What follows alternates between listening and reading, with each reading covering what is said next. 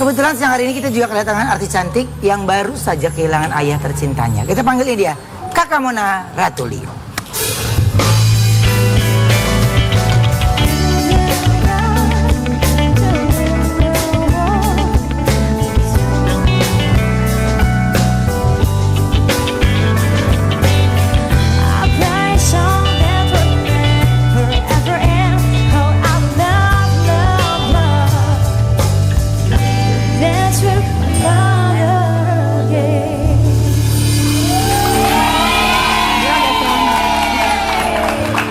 Aku ada artikel dulu buat Kakak Mona. Mana artikelnya? Coba kita lihat yuk. Ayah meninggal dunia, Mona Ratuliu kekasihku sudah nggak sakit lagi. Maaf Kak, Papa berarti usia meninggal di usia berapa? 77. 77. Papa sakit kemarin? Ya, setahun belakangan sih memang sakit on off. Sak napas gitu ya, terus kakinya bengkak, cuma ya namanya orang tua ya susah banget dibawa ke dokter lah gitu. Cuma 3 bulan terakhir mau sih dibawa ke dokter karena sesaknya udah terus-terusan. Jadi selama 3 bulan tuh ya saturasi tuh 60-70 gitu, emang udah rendah banget. Cuma mau sempat dirawat 10 hari di rumah sakit juga, kita bolak-balik ke dokter. Senin kemarin tuh harusnya ke dokter lagi gitu, emang bolak-balik ke rumah sakit sih belakangan. Oke, berarti sebenarnya Papa tuh katanya termasuk yang susah diajak ke rumah sakit ya? Oh susah banget, ya 3 bulan yang lalu berantem sama aku karena udah sesaknya udah parah banget tapi masih susah banget kan dibawa ke dokter. Jadi sempat ngotot-ngototan lah sampai akhirnya mau dibawa ke dokter. Waktu itu sempat rame juga lah di rumah karena emang gimana ya udah namanya anak ya pengennya kan punya rasa khawatir. Ya khawatir. Jadi kalau Papa itu kemarin tinggalnya sama Mona? Enggak, Papi tinggal sama keluarganya di Bekasi. Jadi waktu sesek banget itu memang ke rumah gitu. Cuma apa namanya ya gitu susah dibawa ke dokter deh gitu. Berarti tapi kalau Papi pernah ngeluh nggak cerita ke Kak Mona gitu sakit ini mulai nggak enak gitu? Iya, memang 3 bulan ini banyak keluhannya sih. Sesek itulah yang paling dia keluhin ya karena Papi tuh memang ibadahnya kan luar biasa banget. Nah itu yang pas lagi sesek-seseknya tuh bulan Ramadan kemarin pengennya tarawih di masjid jadi nggak bisa, sholat juga kadang-kadang tayamum nggak bisa wudhu karena ke kamar mandi aja kan sesek banget. Di kamar mandi udah disiapin oksigen ya kalau pipis kan duduk ya, cuma kalau wudhu mesti berdiri gitu kan sesek. Itu yang bikin dia banyak keluhan tuh karena jadi susah gitu ibadahnya. Berarti di 3 bulan terakhir ini Kak Mona terus yang ngedampingin ke rumah sakit nih? Iya, aku alhamdulillah ya nggak tahu, biasanya sama Indra, cuma Indra lagi syuting tiap hari ya memang udah jalannya Allah ya. Aku betul-betul bertiga tuh, aku, kakakku, sama Papi. Kita kan cuma berdua nih, aku sama kakakku. Jadi aku kalau ingat sekarang, aduh kayak kita kecil dulu ya, udah bertiga-tigaan kemana-mana. Kalau Mami kan memang kakinya udah sakit, jadi nggak ikut di rumah. Jadi alhamdulillah selalu dikasih kesempatan bahkan nggak aplusan gitu. Emang bener-bener kita bertiga kemana-mana ke rumah sakit tuh bertiga-tiga. Jadi kayak memori itu terulang lagi gitu. Iya, padahal yang namanya juga kakak udah nikah ya, udah punya anak, papanya Balin. Iya. Aku juga udah punya keluarga gitu. Jadi kita jarang banget bisa kumpul bertiga kemana-mana tuh jarang banget ya. Paling kalau kumpul kalau ada acara keluarga gitu ya. Cuma ya 3 bulan ini benar-benar kita intens kemana-mana bertiga sih. Oke, aku ada artikel lagi. Coba yang akan kita baca artikelnya silakan. Ayah Mona Ratuliu meninggal saat akan tahajud. Tiba-tiba gak sadarkan diri. Jadi pas Papa mau sholat. Ya Masya Allah banget ya. Papi dikasih hadiah sama Allah gitu, meninggal dalam keadaan suci ya. Jadi jam 3 pagi tuh memang udah terbiasa beliau bangun. Aku nggak bisa bayangin ya dalam keadaan sesek kayak gitu masih ngotot mau sholat tahajud gitu ya. Kalau kita kan pengennya ya udahlah yang wajib-wajib aja gitu, karena kan Papi juga udah susah gitu. Cuma memang jam 3 pagi beliau selalu bangun, dianterin ke kamar mandi untuk wudhu. Aku diceritain sama orang rumahnya. Jadi habis wudhu pusing katanya, minta duduk. Nah setelah duduk itu langsung pesan-pesan lah ya, titip anak-anak segala macam. Terus nggak lama ya langsung sakaratul maut. Itu aku alhamdulillah di video call sama familynya di sana. Jadi aku sempat lihat sih melalui video call sampai meninggalnya. sambil lihat, kakak sambil bebenah. Ya udah bingung mau ngapain Udah ya Ben. bingung ya. Jadi waktu video call tuh nggak lama setelah video call, aku udah sujud aja gitu minta ampun papi gitu sama Allah. Terus aduh udah aku tinggal aja handphonenya Indra yang pegang. Aku wudhu, aku sholat taubat minta ampun sama Allah gitu karena udah kelihatan sakaratul mautnya tuh udah kelihatan gitu. Maksudnya nggak kayak orang sakit biasa ya gitu. Jadi ya aku udah nggak endingnya aku nggak lihat, udah kasih sama Indra handphonenya. Aku waktu itu sholat taubat aja buat papi gitu. Berarti sebelum papi pergi ada nggak pesan yang disampaikan sama papi sebenarnya dan baru ternyata itu maksudnya papi itu begitu? Kalau ke aku enggak, kita ngomong kebanyakan ngomong sakitnya papi aja sih. Cuma H-1 papi kan meninggalnya Kamis, Rabu tuh sebenarnya ke mamiku udah WhatsApp, ini kayaknya akhir hidupku, maafkan aku gitu. Terus ke grup yang isinya adik-adiknya, aku nggak ada sih di grup itu, adik-adiknya cerita lah, tante-tanteku cerita, sama papi juga minta maaf. Cuma memang karena belakangan kan papi banyak mengeluh ya karena sakitnya, nih kayaknya nggak bisa sembuh deh, nih kayaknya gitu kan. Jadi kita pikir itu cuma ya keluhannya papi karena udah nggak enak gitu badannya gitu. Adik-adiknya juga biasalah papi memang mungkin lagi sesek napasnya jadi ngomong kayak gitu. Tapi ternyata ya memang itu pesan terakhir. Jadi tadi kalau dilihat di foto tuh papi kayak orang Belanda ya, tinggi gede ya.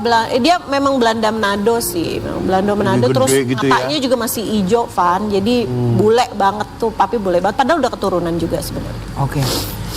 Ada nggak sih yang belum Kamona sampaikan atau mungkin yang belum ngewujudin untuk papi itu, ada nggak? Papi tuh nggak banyak mau sebenarnya. Kalaupun misalnya minta makanan juga, makanannya simpel banget. Papi pengen dimsum gitu.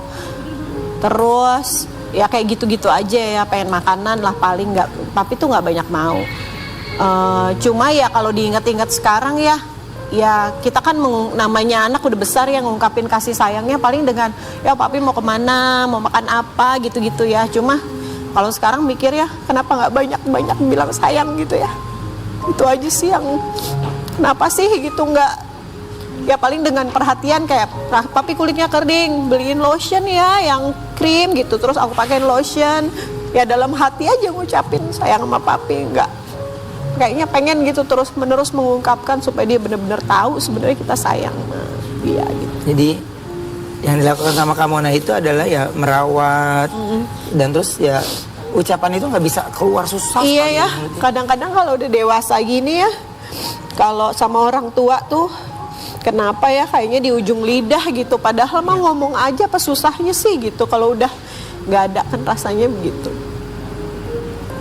Kak, yang paling dikangenin dari papi itu apa? Apa ya? Ya kehangatannya lah pasti ya. Kalau aku sih ya, aku kan anak perempuan satu-satunya. Jadi dari kecil sampai remaja, aku SMA tuh masih dipangku sama papi gitu. Terus papi emang bule kali ya, jadi dia tuh mesra lah, I love you darling, ke anak-anakku juga I love you darling gitu. Terus kalau WhatsAppan juga mesra, I love you sayang gitu tuh ke anak-anakku, ke Kesha, ponakan aku juga dia capturein WhatsAppnya sama opa, itu sama kehangatannya, mesranya dia gitu, itu yang paling dikangenin. Dan ini aku ada foto ya, dimana Kamona tulis pesan haru untuk papi tercinta. Ini dia. Apa itu? Nggak jelas baca, ini nggak baca.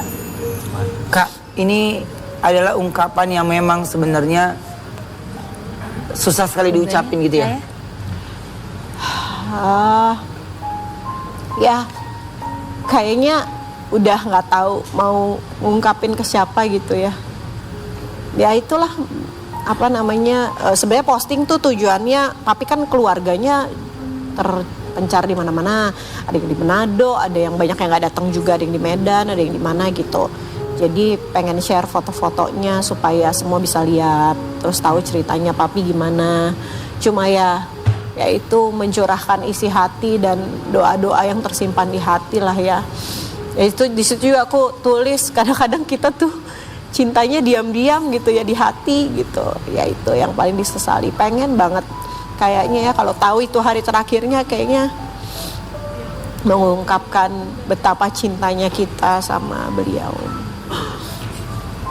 Kalau seandainya pada saat itu kakak bisa ngungkapin ya, apa sih yang pengen dia ucapin tuh? Namanya orang tua, aku kan udah jadi orang tua ya Ben. Kita kan banyak ngerasa salah sama anak ya. Nge-treat anak tuh, aduh harusnya gue gini, harusnya gue nggak marah ya, harus gue gitu kan ya. Tapi juga sama, yang dirasakan tuh mungkin banyak ngerasa, aduh anak gue tuh sayang nggak ya sama gue banyak salahnya gitu ya. Pengen banget kasih tahu papi kalau itu tuh nggak ada di hati kita tuh nggak ada gitu. Namanya orang tua ya, kita juga tahu ya, kita juga orang tua gitu, kita juga ngelakuin banyak salah. Pengen papi tahu bahwa yang tersisa di hati kita tuh sebenarnya cuma sayang sama dia aja gitu. Jadi dengan semua yang sekarang ini kamu lagi jalan ini, kayak merasa papi kayak masih ada gitu, masih Iya, nggak percaya ya? Masih. Aku kan juga nggak tinggal bareng, jadi ya papi juga memang nggak ada di rumah. Jadi nggak tahu ya rasanya memang masih ada sih. Cuma aku 4 hari terakhir tuh ngerasanya ikhlas banget. Ya banyak bengong sih ya sedih. Cuma ya papi udah nggak sakit lagi gitu ya, rasanya tuh ada leganya lah gitu. Iya. Cuma kemarin tuh ya hari keberapa ya? Hari ke-5 ya kalau nggak salah ya. Itu sedih sampai sekarang sih. Itu baru muncul tuh, banyak sedihnya tuh baru muncul gitu. Kayaknya sadar bahwa papi udah nggak ada tuh munculnya pelan-pelan ya. Kalau sekarang kan rasanya kayaknya denial gitu, kayak masih ada gitu. Papi masih ada gitu. Cuma ya kadang-kadang ya pop up gitu ya di kepala gitu, memori apa gitu baru sedih gitu. Belakangan baru muncul sih sedihnya. Nah, kebetulan kita juga ada video yang mungkin bisa menghilangkan rasa rindu kakak Mona sama papi. Coba kita lihat ya. Ini dia.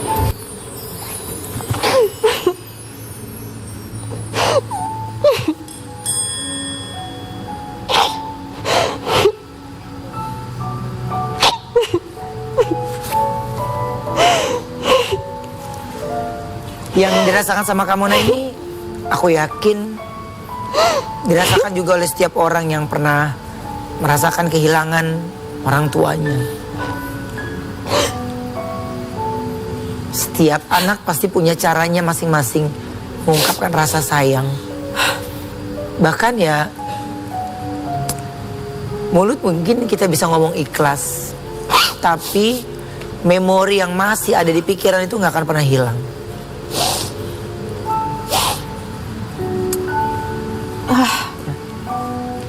Kangen pelukannya sih. Terus gitu dekatnya kakak ya. Kemarin aku cerita sama Indra bahkan, cintaku sama papi tuh beda sama cintaku sama Indra gitu. Cintaku mungkin cinta sama orang tua tuh buta ya, maksudnya kayak apapun kesalahan yang dilakuin orang tua tuh kayak nggak bisa gitu membuat kita sebel sama dia gitu. Nggak bisa, pokoknya apapun gitu yang ada di hati tuh cuma sayang aja. Kak, kalau seandainya ya, mungkin bisa terulang atau apapun itu ceritanya, pengen ngelakuin apa sih buat papi? Banyak kan, banyak lah, banyak ya pengen dilakuin sih sebenarnya. Tapi ya terutama ya itu sebenarnya pengen lebih banyak peluk aja ya, pengen lebih banyak peluk, pengen lebih banyak ngungkapin sayang aja. Karena ternyata kebahagiaan orang tua cuma itu aja. Pasti. Orang tua nggak minta apapun, cuma minta ya anaknya sudah dewasa ya ada perhatiannya ya, dan karena terbiasa dari kecil semuanya sudah sama papi gitu ya. Wah, sampai merawat pun mereka juga tetap kompak bertiga. Itu yang keren, Kak. Yang pasti kita dari tim Brownies mau menyampaikan belasungkawa yang sedalam-dalamnya untuk Kak Mona juga diberikan kesabaran, ketabahan Papi diberikan jalan yang lapang. Amin. Pokoknya semua kebaikan dari Papi semuanya nggak akan pernah dilupakan dan itu Insya jadi Allah. surganya buat Papi ya. Amin. Siap ya. Kebetulan siang hari ini kita juga kedatangan komedian yang baru saja ditinggalkan oleh sang adik tercinta. Ini dia Kang Sule.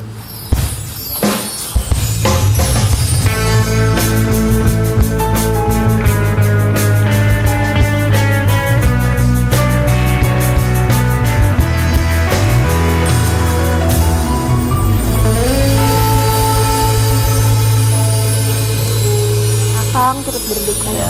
Halo Kang. Ya. Ini udah lewat dong. Udah nggak ada lagi. Canda. Naik lagi air mata gue. Berita duka datang dari Kang Sul.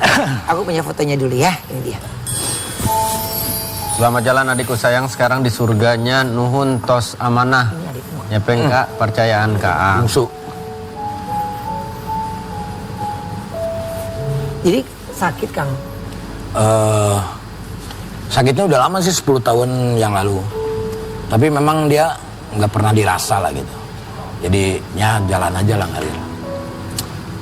Oke, tapi kalau dari Kang Sule dia sering cerita nggak sakit ini gitu? Nggak pernah. Oke. Nggak pernah, apapun dia nggak pernah cerita tentang keluarga kecilnya dia, nggak pernah cerita tentang apapun, nggak pernah lah. Kecuali kalau ada perlu-perlu aja lah kalau sama saya. Jadi ya memang udah sedewasa itu juga. Iya, betul. Oke. Berarti adik Kang Sule itu sebenarnya ada berapa sih Kang? Ada 2. 2. Yang perempuan 1, ini yang bungsu, Oke. paling terakhir. Dan Yang ada yang paling dekat sama Kang Sule semuanya juga dekat. Semuanya dekat. Cuman kalau Kikin itu ya kenapa gua nulis udah memberikan kepercayaan gitu. Gua kasih kepercayaan selama hidup sampai dia meninggal. Karena kan dia yang ngurusin usaha gua yang di Ciamis. Di Cimahi. jadi ya beda ya, maksudnya ibaratnya yang namanya menjadi kakak itu kan punya tanggung jawab. Ya. Dan akhirnya ya mungkin kan semua cerita orang pasti beda-beda. Iya, betul. Karena kan Kikin itu yang ngurusin emak di rumah. Jadi sebelum meninggal tuh emak tuh malah pengen pindah ke rumah baru yang di pinggir. Gitu. Satu hari sebelum meninggal. Kin, emak kesana ya katanya. Bareng sama kakak yang paling gede. Oke. Habis itu meninggal. Mungkin pertandanya itu. Oh, Karena yang ngurus kan selama ini Kikin. bikin. Oke, jadi kayak setelah itu 1 hari itu langsung ya. Oke. Nah, di mata Kang Sule nih, adik Kang Sule itu seperti apa sih? Baik, pokoknya baik. Dia ngurusin semuanya. Dia sayang sama semuanya. Orang baik dia. Yang salut sama dia tuh dia tidak pernah cerita tentang kelemahan dia, tidak pernah cerita tentang kesusahan dia gitu. Jadi ya everything oke aja kayaknya gitu. Oke ya. aja, makanya kaget gitu. Tapi ada nggak hal yang belum terwujud yang diinginkan sama adik yang Kang Sule itu dia mau apa? Dia itu mau apa ya kemarin tuh? Oh, dia mau usaha sendiri katanya. Dia mau bikin kontrakan. Rumahnya yang di pinggir jalan itu dia mau dibikin kontrakan tuh. Mau pinjam duit katanya. Ya udah tinggal bikin aja Kin gitu. Nah, 1 aja lah kayaknya. Itu 3 seminggu sebelum meninggal. Oke. Hanya itu yang disampaikan ya. Itu. Kang Sule, tapi kalau Kang Sule sendiri sering nggak ngungkapin rasa sayangnya sebagai kakak gitu? Oh, kalau itu mah iyalah. Apapun yang dibutuhkan sama ade ya kita penuhi lah. Ya contoh lah kayak rumah, terus mobil, terus ya apapun dia perlu apa selalu ada. Karena kan dia juga yang bertanggung jawab atas usaha gua yang di Cimahi, terus bertanggung jawab ngurus emak gitu loh. Karena saya nitipin ya sama Mang Kikin gitu. Jadi ya masing-masing pasti punya ceritanya gitu ya. Kalau momen waktu kecil nih yang paling Kang Sule inget sama adek apa? Yang paling inget ya gue jarang berantem sih kalau sama dia. Gue berantemnya sama kakak gue sih. Kalau dia tuh apa ya? Ya sedekat itulah. Jadi yang banyak cerita tuh gue gitu sama Mang Kikin tuh. Yang selalu nenang-nenangin. Terus dia yang sering ngingetin sholat. Dia sholatnya rajin banget. ya banyak banget lah, banyak hal. Banyak memori yang gak akan bisa dilupakan ya. Oke, baik kita akan kembali lagi setelah yang satu ini tetap di Brownies Obrolan Manis.